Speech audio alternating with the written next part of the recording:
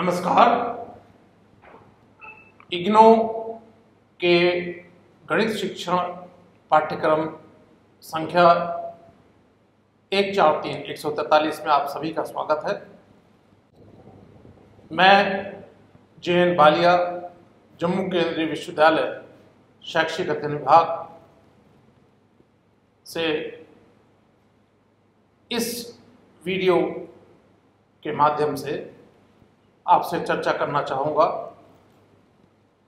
इस पाठ्यक्रम के एक महत्वपूर्ण विषय वस्तु को लेकर, वो है सीखने के अनुभवों की योजना बनाना और पाठ योजना की तैयारी। आज हम जानेंगे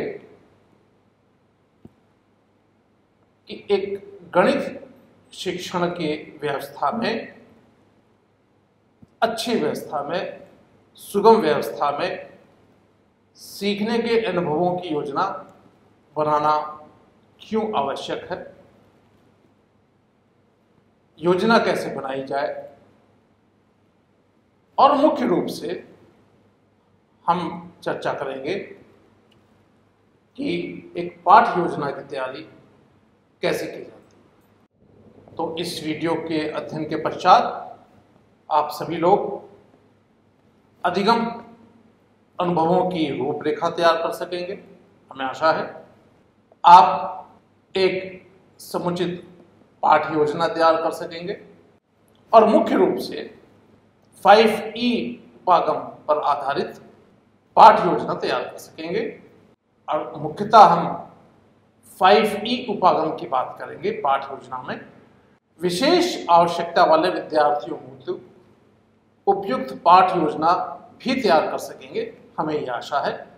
इस वीडियो लेसन के पश्चात आप सभी में प्रयास करना है कि आप इन सब मुख्य बिंदुओं को समुचित रूप से सीख पाएंगे। आइए सर्वप्रथम हम बात करते हैं कि सीखने के अनुभवों का मूल उद्देश्य क्या होता है, अर्थात जो हमारे लर्निंग एक्सपीरियंसेस होते हैं, हमारे अधिगम अनुभव होते हैं, उनका मूल उद्देश्य क्या होता है और अनुभवों की योजना का मूल उद्देश्य क्या होता है, इसकी हम बात मुख्य रूप से करेंगे कि सीखने के अनुभवों की योजना का मूल उद्देश्य क्या है, हम क्यों योजना बनाएं।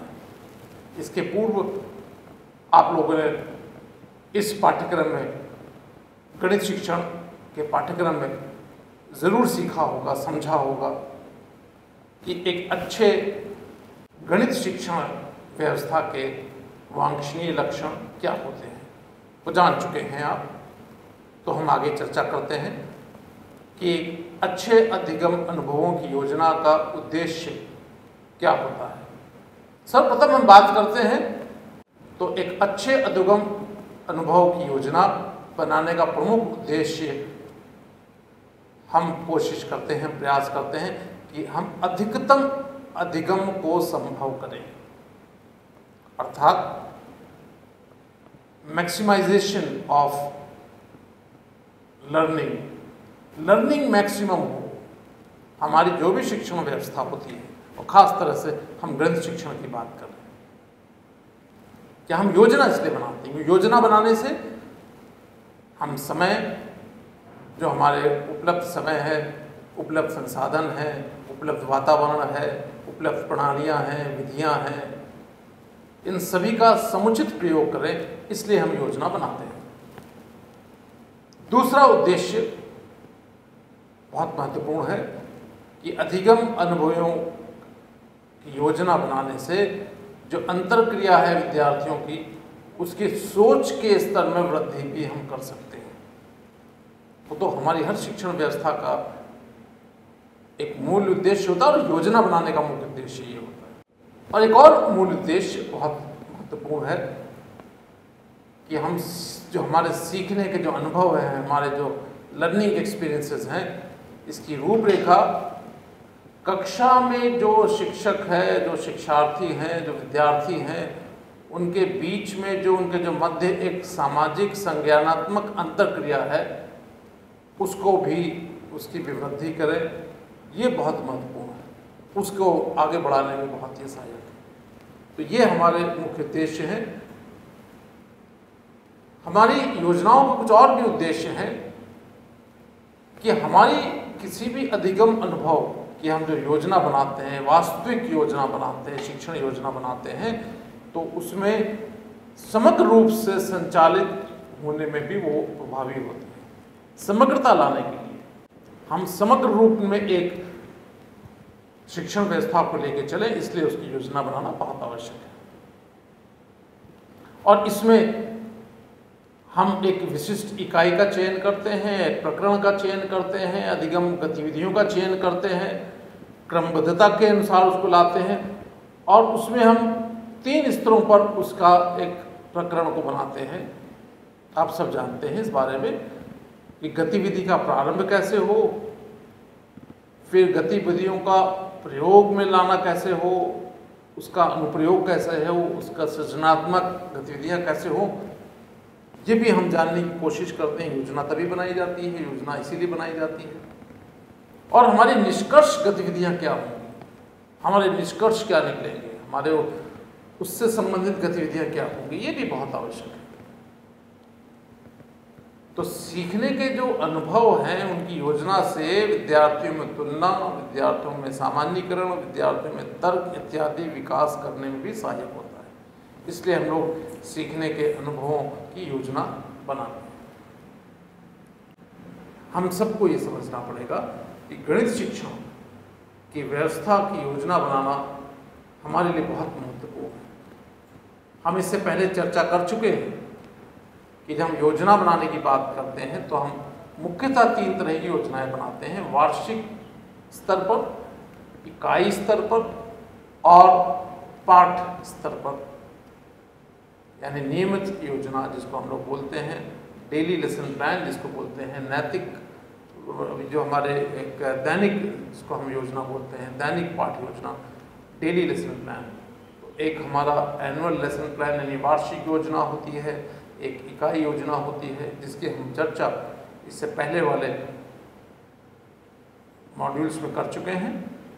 इस मॉड्यूल में हम आपके साथ बात करने जा रहे हैं पाठ योजना के बारे में।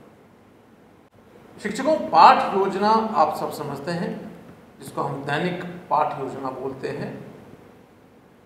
दैनिक पाठ योजना एक महत्वपूर्ण विषय जो हमारा विषय वस्तु होता है, जो इकाई से निकाला जाता है, जो हमारे इकाई योजना से संबंधित होता है, उसमें एक विषय वस्तु का चयन करके उससे संबंधित प्रणालियाँ, उससे संबंधित गतिविधियाँ, उससे संबंधित संसाधन, उससे संबंधित उद्देश्य, उससे संबंधित मूल्यांकन प्रविधियाँ, इन सब की योजना बनाने का काम करते हैं। जिसके लिए समय निर्धारित होता है, हम निर्धारण करते हैं, कक्षा का निर्धारण करते हैं, स्थिति का निर्धारण करते हैं। तो पाठ योजना विविध प्रकार के विद्यार्थियों की आवश्यकता और रुचि को पूरा करने पर केंद्रित होती है। आप समझ लीजिए कि विविध प्रकार के विद्यार्थी हमारी कक्षा में होते हैं। विविधता किस चीज की होती है? मानसिक स्तर की, भावनात्मक स्तर की, उनके जो उपलब्धियां हैं उसके स्तर की, उनका जो मानसिक स्तर है, मनोवैज्ञानिक, सबकी बात, बहुत सारे हमारी स्थितियां होती हैं जिसमें विविधता होती है। और उस विविधताओं के परिप्रेक्ष्य में विद्यार्थियों की जो आवश्यकताएं हैं, उनकी जो रुचियां हैं, उसको पूरा करने का उद्देश्य हमारे पाठ योजना में हमेशा प्रमुख होता है। फिर सामग्री के संबंध में जो उपलब्ध सामग्री है, उपलब्ध जो संसाधन है, उसके संदर्भ में विशिष्ट उद्देश्यों को अच्छी तरह से परिभाषित भी करना, ये पाठ्यक्रम की विशेषता होती है, जो हमारे पाठ योजना की विशेषता होती है। इसके लिए बहुत आवश्यक है कि पाठ योजना की भाषा सरल और समझने योग्य भी होनी चाहिए। हम पाठ योजना में जो हम प्रयुक्त भाषा का प्रयोग करते हैं, जो कोशिश करते हैं, प्रयास करते हैं कि वो पाठ योजना की भाषा सरल हो, हमारी समझने लायक हो, और सामग्री तार्किक क्रम में होनी चाहिए। जो भी हमारे संसाधन हैं, जो हमारी सामग्री है, जो हमारे प्रविधियां हैं, जो हमारी उसमें विधियां हैं, वो तार्किक क्रम में होनी चाहिए। हमारा प्रयास रहता है कि मूल्यांकन भाग में, जो हमारा मूल्यांकन का एक भाग होता है, उस मूल्यांकन भाग में भी सभी उद्देश्यों की प्राप्ति हेतु प्रावधान उपलब्ध होने चाहिए कि इस उद्देश्य के लिए, उस मूल्यांकन भाग के लिए क्या उद्देश्य होंगे, ऐसी हमारी योजना बनानी चाहिए। मैं फिर से आपके साथ बात करूंगा, हम पाठ योजना की बात करें। एक अच्छे पाठ योजना की विशेषताएं क्या होती हैं, विभिन्न शिक्षण स्थितियों के निर्माण के लिए प्रावधान क्या क्या हैं, वो भी होने चाहिए उसमें। कभी विभिन्न शिक्षण स्थितियां होती हैं, कभी आप कक्षा को प्रयोगशाला में ले जाते हैं, कभी कक्षा को आप कक्षा में लेते हैं, कभी कक्षा के बाहर होती है। किसी भी स्थिति में हो, उसके निर्माण के लिए क्या प्रावधान होना चाहिए, शिक्षक और शिक्षार्थी के बीच परस्पर किस तरह की क्रिया होनी चाहिए, उनके बीच में किस तरह की क्रिया होनी चाहिए और सुसंगत क्रिया होनी चाहिए, उसके बारे की योजना भी एक अच्छे पाठ योजना में उसका उल्लेख, उसके संदर्भ में विस्तार से व्याख्या की जाती है। दृश्य अवलोकन के लिए अधिकतम अवसर प्रदान किए जाने चाहिए। ये भी हम देखते हैं कि हर बच्चे को हम लोग ऑब्जर्वेशन के लिए, जो भी हम विजुअल चीज़ दिखा रहे हैं, उसके ऑब्जर्वेशन के लिए अधिकतम अवसर दें और हर प्रकार के छात्र को अवसर दें, हर प्रकार के, वो किसी भी स्थिति से हो, उसकी स्थिति को, क्योंकि आज के दिन में हम समावेशता की बात करते हैं, समावेशी शिक्षा की बात करते हैं। आप सब जानते हैं कि हमारा जो राष्ट्रीय शिक्षा नीति 2020 है, उसका मुख्य उद्देश्य जो है, एक मुख्य उद्देश्य उसका समावेशी शिक्षा के निर्माण हेतु, उसके कंप्लीट, उसको हमारा एक रास्ते पर ले जाने के, मार्ग प्रशस्त करने के लिए बनाई गई है। इसलिए उसके लिए गणित शिक्षण में खास तरह से क्या विशेषताएं होनी चाहिए, उसकी हमने बात की। आइए हम बात करते हैं पाठ योजना तैयार करने के चरण क्या क्या होते हैं, क्या क्या उसके विभिन्न सोपान होते हैं, चरण क्या होते हैं। जब हम पाठ योजना की संरचना करते हैं, सर्वप्रथम शिक्षकों हम सीखने के उद्देश्यों की रूपरेखा तैयार करते हैं। उद्देश्य क्या क्या हों, उद्देश्य किस तरह के, और उद्देश्य हमारे जब बनाए जाते हैं, उसकी संरचना की जाती है, उसके बारे में एक विचार प्रस्तुत किया जाता है, तो हमेशा प्रयास किया जाता है कि वो उद्देश्य हो जो कि स्थिति के अनुसार हो, वातावरण के अनुकूल हो, छात्रों की जो स्थिति है उसके अनुकूल हो, जिस तरह के संसाधन उपलब्ध है उसके अनुकूल हो। फिर हम परिचय का एक परिचय विकसित करते हैं, परिचय की बात करते हैं कि हमारा ये पाठ योजना किस विषय के लिए है, किस विषय वस्तु के लिए है, स्तर क्या है, किस स्थिति के लिए है, समय अवधि क्या है। समय अवधि बहुत महत्वपूर्ण है। फिर सीखने के विशिष्ट उद्देश्यों की योजना तैयार करते हैं। एक उद्देश्य हो गया और विशिष्ट उद्देश्य हो गए, आप सब इसमें अंतर समझते हैं। जो उद्देश्य होते हैं वो उद्देश्यों से विशिष्ट उद्देश्य तैयार किए जाते हैं, और विशिष्ट उद्देश्य एक पाठ योजना के संपूर्ण संचालन के, संपूर्ण संरचना में सहायक होते हैं। विद्यार्थियों की समझ की जांच की योजना तैयार करना, कि हम कैसे बच्चों की समझ की जांच करेंगे। एक पाठ योजना बना रहे हैं, पाठ योजना का जब हम अनुकरण करेंगे तो वो क्या पाठ योजना बच्चों के समझ को की जांच करने में कितनी सहायक होगी। फिर निष्कर्ष कैसे निकलेंगे, इसका भी हम लोग एक उल्लेख करते हैं, उसके संदर्भ में बात करते हैं। इस पाठ योजना के निष्कर्ष क्या होंगे, उसके कंक्लूजन्स क्या होंगे, उसमें से क्या क्या बातें निकल के आएंगी। फिर यथार्थवादी दृश्य का सृजन करना, जो हमारे संसाधन हैं, जो हमारे आउटकम्स हैं, उसका निर्माण को करना कि किस तरह के हमारे एक्सपेक्टेड आउटकम्स क्या हैं, और हम फिर उसके बाद हम पाठ योजना की प्रस्तुतिकरण करते हैं, और उसके बाद पाठ योजना पर चिंतन होता है, और उसके बाद हम उसका स्वयं मूल्यांकन भी करते हैं। बहुत आवश्यक है कि हम पाठ योजना को बनाने के बाद उसका प्रस्तुति के बाद उसके पर चिंतन करें और चिंतन के बाद उसमें यह देखें कि पाठ योजना में क्या क्या त्रुटियां रह गई, क्या क्या कमियां रह गई, किन चीज़ों को हम योजना के अनुसार प्रस्तुत नहीं कर पाए, और उसमें हम लोग उसको स्वयं मूल्यांकन भी बोलते हैं। तो आज शिक्षकों हमने अभी पाठ योजना तैयार करने के चरणों की बात की। अब पाठ योजना के बहुत प्रकार होते हैं, पाठ योजना अलग अलग प्रकार की होती है। आज हम यहाँ पर रचनावादी कंस्ट्रक्टिविस्ट लेसन प्लान की बात करेंगे। रचनावादी जो एक महत्वपूर्ण आज के विषय में, आज के वातावरण के अनुसार बहुत ही अच्छी एक पाठ योजना मानी जाती है, वो है रचनावादी, जिसमें हमारे पूर्व अनुभवों के आधार पर ज्ञान की रचना की बात की जाती है।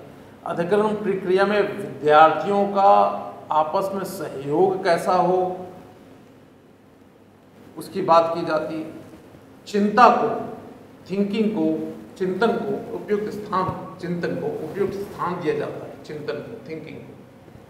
और विद्यार्थियों को और सक्रिय बनाने के लिए, उनकी सक्रियता को बढ़ाने के लिए उपयोग होती परिस्थितियों का समावेश क्या हो, उसकी बात की जाती है रचनावादी पाठ्य योजना में। और ज्ञान निर्माण हेतु विकासात्मक गुण का समावेश कैसे किया जाए, किस तरह से हम लोग ज्ञान निर्माण हेतु विकासात्मक गुण का समावेश करें, इसकी भी बात हम लोग रचनावादी पाठ्य योजना में करते हैं। और इसके लिए ज़्यादातर हम लोग एक बहुत ही प्रचलित रोजर बाइबी की जो एक द्वारा विकसित प्रारूप है, उसकी हम बात इस चर्चा में करेंगे, मॉड्यूल में करेंगे, और वो है 5E उपागम। इसको हम लोग 5E अधिगम प्रारूप बोलते हैं। इसकी हम बात विस्तार में करेंगे। तो अभी हमने आपसे बात की कि पाठ योजना विशेषता, रचनावादी पाठ योजना की विशेषताएं क्या होती हैं। आइए हम बात करते हैं 5E अधिगम उपागम।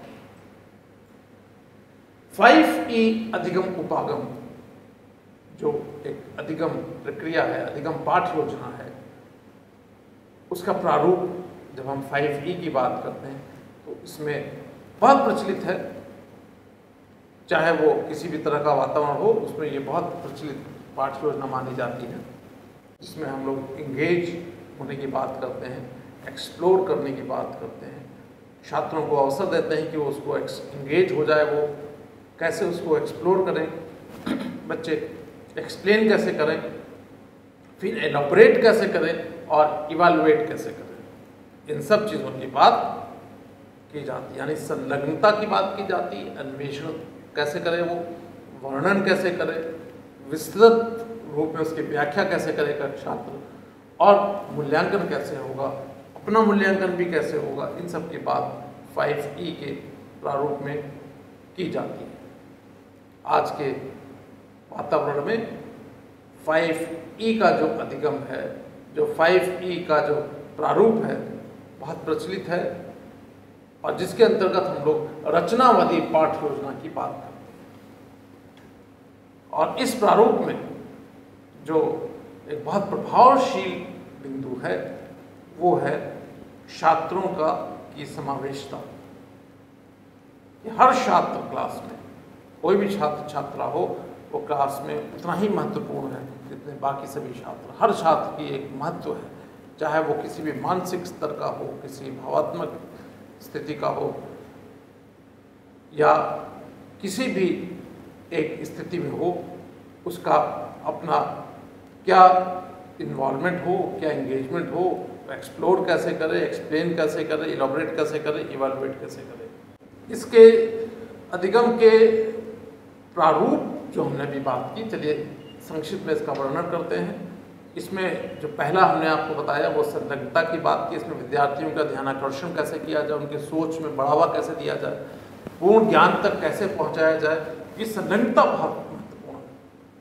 मुख्य रूप से गणित शिक्षण में हमने पहले भी आपसे बात की कि गणित शिक्षण में या गणित अधिगम में महत्वपूर्ण है कि बच्चे को भयमुक्त वातावरण दें, और भयमुक्त वातावरण देने के लिए ज़रूरी है कि उसकी संलग्नता को बढ़ाया जाए, उसको सम्मिलित किया जाए, और यही हमारा रचनावादी पाठ्य योजना का महत्वपूर्ण विषय है। दूसरे चरण में, दूसरे स्टेप में हम विद्यार्थियों के पास सामग्रियों के साथ प्रत्यक्ष रूप में शामिल होने का अवसर देते हैं और इस घटना के साथ अनुभव के आधार का विकास करते हैं कि बच्चे के पास जो अनुभव है, बच्चे के पास जो अपने कुछ अलग विचार हैं, उन विचारों के साथ वो दिए गई स्थिति में कैसे अन्वेषण करता है, जो स्थिति हम उसको प्रदान करते हैं। इसकी बात 5E उपागम में की जाती है। उसके बाद जब वो अन्वेषण कर लेता है, फिर वो छात्र उस चीज़ का वर्णन कैसे करेगा, एक्सप्लेन कैसे करेगा, तो उसके लिए विद्यार्थी समूह में कार्य करते हैं या व्यक्तिगत रूप में कार्य करते हैं, विचारों को साझा करते हैं, विश्लेषण करते हैं और विश्लेषण करके उनको उसके लिए सम्मिलित करने के लिए प्रेरित किया जाता है कि सम्मिलित होकर कार्य करें। ये आप सब जानते हैं कि पहले हमने व्यक्तिगत स्थितियों की बात की, आज हम सम्मिलित बात करते हैं, कोऑपरेटिव लर्निंग की बात करते हैं, सहकारिता की बात करते हैं शिक्षा में। और उसके बाद जब विस्तृत पर आ जाता है, इलॉबरेट करने की बात आती है, तो उसमें वो फिर नई अवधारणा का कैसे उपयोग करें, कैसे व्याख्या करता है, उसकी वो कौशल की बात की जाती है और उसका विस्तार और वृद्धि की बात की जाती है। किस तरह से एक अभी विद्यार्थी ने इससे पहले वर्णन किया, जब वर्णन करने के साथ साथ जब वो साझा करता है विचारों को, तो विचारों को साझा करने से उसके अंदर उसकी विस्तृत व्याख्या करने का कौशल, उसके अंदर वो वैसी उसके अंदर उपलब्धियां आ जाती हैं कि किसी की विस्तृत व्याख्या कैसे। गणित शिक्षण में बहुत महत्वपूर्ण है, बहुत महत्वपूर्ण है कि बच्चा एक गणित शिक्षण में भयमुक्त होकर जो भी उसको कंसेप्ट दिए जाते हैं उसको अपने साथ, अपने विचारों के अनुसार, क्योंकि उसने साझा किए हैं तो कुछ साझा करने में आपको कुछ मिलता भी है, आपको देते हैं कुछ मिलता है। ये बहुत, इसलिए वर्णन करना और विस्तृत व्याख्या करना, और उसके बाद 5वां इसका उपागम की जो प्रक्रिया है वो है मूल्यांकन। और मूल्यांकन करने में प्रारंभ तथा सभी चरणों में सतत रूप से विद्यार्थियों की अवधारणात्मक समझ तथा कौशल के उपयोग की योग्यता का मूल्यांकन किया जाता है। उसकी समझ का, उसकी साझा करने की समझ, उसके वर्णन करने की समझ, विस्तृत व्याख्या करने की समझ कितनी है, उसका मूल्यांकन किया जाता है। तो आज हमने सीखने के अनुभव की योजना कैसे बनाई जाती है और मुख्यतः हमने पाठ योजना की तैयारी की चर्चा की। हमने देखा कि विद्यार्थियों का अधिगम सुव्यवस्थित अधिगम अनुभवों पर निर्भर करता है, ये भी हमने चर्चा की। हमने ये भी चर्चा की कि गणित के शिक्षण में पाठ योजना की एक बहुत महत्वपूर्ण भूमिका है, और उस पाठ योजना में जो हमने चर्चा की मुख्यतः वो हमने, क्योंकि पाठ योजना के विभिन्न प्रकार हैं शिक्षकों, आगे चल के मॉड्यूल्स में अलग तरह के प्रकारों की व्याख्या की जाएगी। इस मॉड्यूल में हमने आपके साथ मुख्यतः 5E जो पाठ योजना है उसके जो विभिन्न प्रारूप है और उसके जो उपागम है, उसके जो अलग अलग पद हैं, उसकी हमने बात की। 5E अधिगम प्रारूप, उसके बारे में विस्तार में चर्चा की। हमें आशा है कि आप सब लोगों ने समझा होगा कि सीखने के अनुभवों की योजना बनाना कितना महत्वपूर्ण है। आपने समझा है कि पाठ योजना और मुख्यतः 5E पाठ योजना कितनी महत्वपूर्ण है। आप सब लोग शिक्षक होने के नाते प्रयास करें कि आप जब भी किसी शिक्षण व्यवस्था में, गणित शिक्षण की व्यवस्था में हो, तो हमेशा एक पाठ योजना बनाकर चलें और मुख्यतः 5E योजना का निर्माण करें, इसकी संरचना करें। आप सभी को